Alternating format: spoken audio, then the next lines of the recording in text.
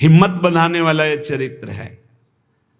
अगर दुख मुझे घेरे हैं, मेरे प्यारे राजी हैं, तो मुझे दुख से कोई परेशानी नहीं। यह है प्रेमी का हृदय। देखो त्रिपुरदास जी महाराज कायस्थ कुल में प्रकट हुए।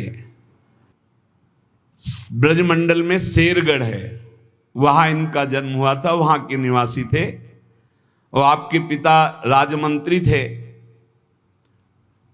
बचपन से ही भगवत भक्ति के संस्कार थे। जिनमें कुछ दिव्य प्रकाश होता है वो बचपन से भगवत भक्ति का। जिनको ये लगता है कि जवानी में विषय भोग लें और बुढ़ापे में भजन करेंगे तो भूल जाए। बुढ़ापे में मन को प्रभु में नहीं लगाया जा सकता। यदि आपने जवानी में भजन का अभ्यास नहीं किया तो बुढ़ापे में नहीं होगा। बुढ़ापे में प्रपंच ही होगा, पक्का विश्वास मान लीजिए। और जितने भी दिव्य महापुरुष हुए हैं, जिनके जीवन प्रकाशित हुए हैं भक्ति अध्यात्म की ऊंचाई में, वो बचपन से श्री भगवान में लगे। त्रिपुरदास जी के घर में राजमंत्री पिता थे, पर बहुत ही सुंदर भक्ति के संस्कार थे। एक बार आप पिता के साथ आगरा से किसी कार्य के लिए गिरिराज जी आए, तो यहां ठाकुर श्री श्रीनाथ जी का दर्शन किया। यही विराजमान थे अन्योर में, जहां जतीपुरा इधर ठाकुर जी यहीं प्रकट हुए हैं। श्रीनाथ जी अपने ब्रज के हैं, गिरिराज जी के। ऐसा सुंदर रूप श्रीनाथ जी का कि नवीन किशोर अवस्था लुभायमान हो गए। बहुत हट किया, अब मैं नहीं जाऊंगा, इन्हीं के दर्शन करूंगा, इन्हीं के पास रहूंगा। पिता राजमंत्री थे, वहां किसी परिचित से कहा कि बालक है, हट करता है त्रिपुरदास, इसको हम छोड़ देते हैं 2-4-10 दिन यहां। देखो भगवान का विधान, यहां श्रीनाथ जी के दर्शन करेगा, फिर हम आदमी भेज देंगे, बुला लेंगे। अब वो दैवी योग से प्रेरित थे, पुत्र को यहां छोड़ दिया और वापस वो लौटे तो रास्ते में कुछ वैरी दल के राजसैनिक को दुष्टों ने घेर लिया और मार डाला, पिता को मार डाला। भक्तों के जीवन में प्रारंभ से ही विपत्तियों की बौछार हो जाती है, लेकिन आप ऐसा डरिएगा मत। क्या जिनके हृदय में भक्ति नहीं है उनके परिवार के लोग नहीं मरते क्या? जिनके हृदय में भक्ति नहीं वो क्या दुख नहीं भोगते क्या? ये अज्ञानी जन है, नहीं जानते। शरीर रचना के समय शुभ अशुभ कर्मों के अनुसार दुख सुख पहले से रच गया है। भक्ति तो हम आज कर रहे हैं, ये नई खेती है, ये भक्ति का फल नहीं। वो दुख सुख पुराने हमारे कर्मों का फल है।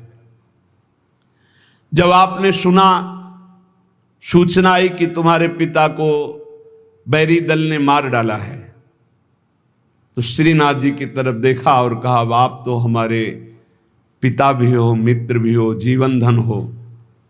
हृदय में बड़ा आनंद हुआ कि चलो नाम मात्र का पिता अंतर्ध्यान हो गया, लेकिन मेरा जो अनंत जन्मों का पिता है उससे संबंध हो गया।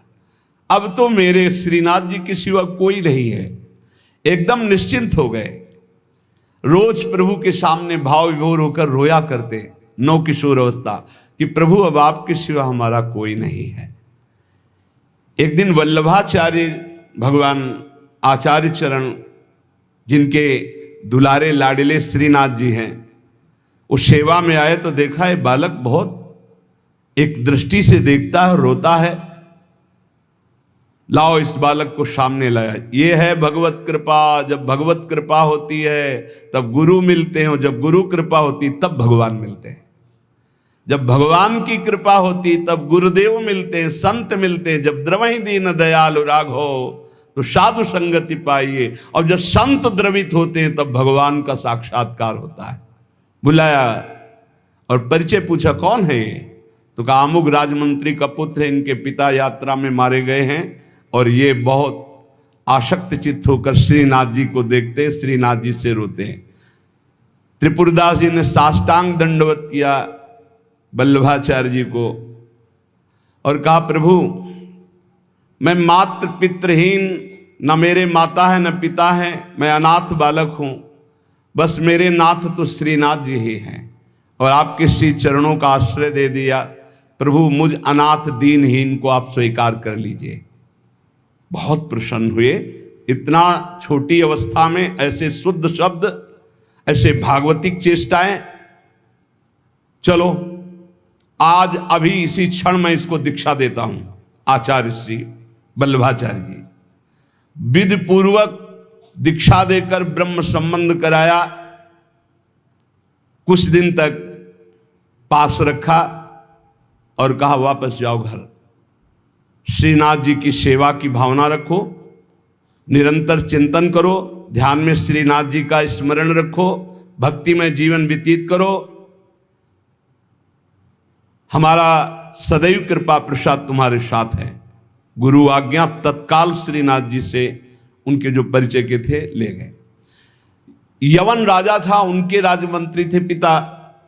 तो जब नौ किशोर अवस्था से थोड़ा बड़े हुए तो इनके पिता का पद इनको दिया, राजमंत्री बना लिया।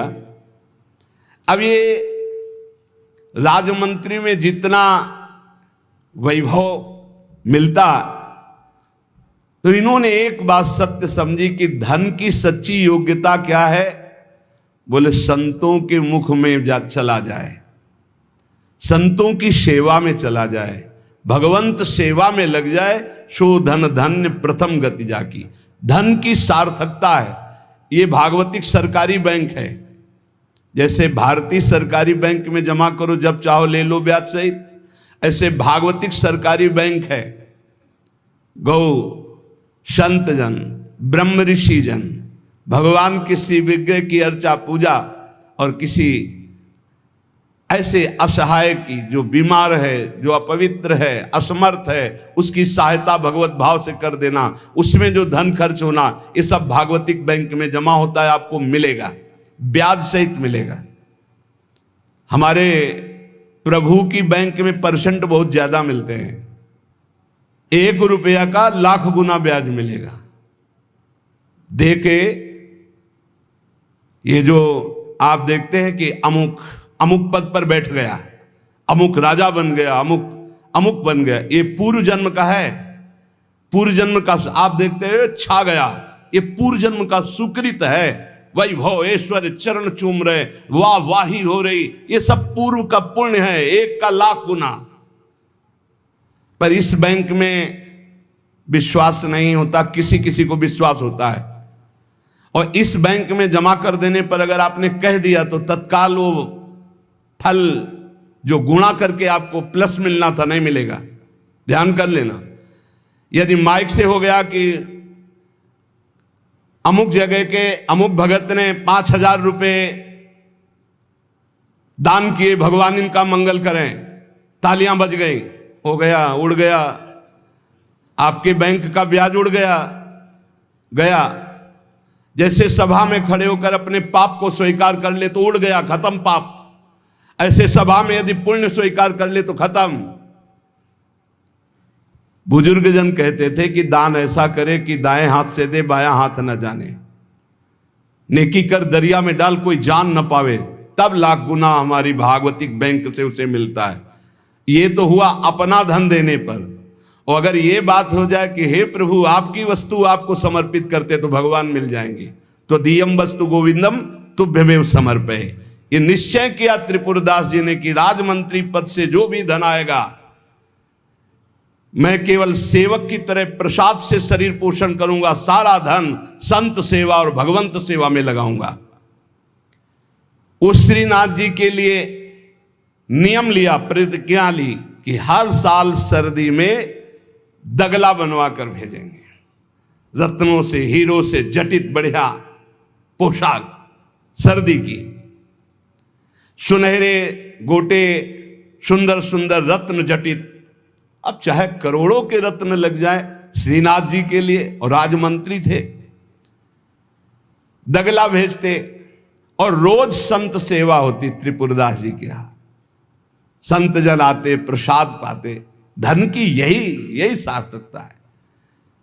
जय जयकार हो, भगवान नाम कीर्तन हो, भगवत अनुरागी जन आकर प्रसाद पावे, भगवान की आरती पूजा सेवा, धन्य है वो गृहस्थ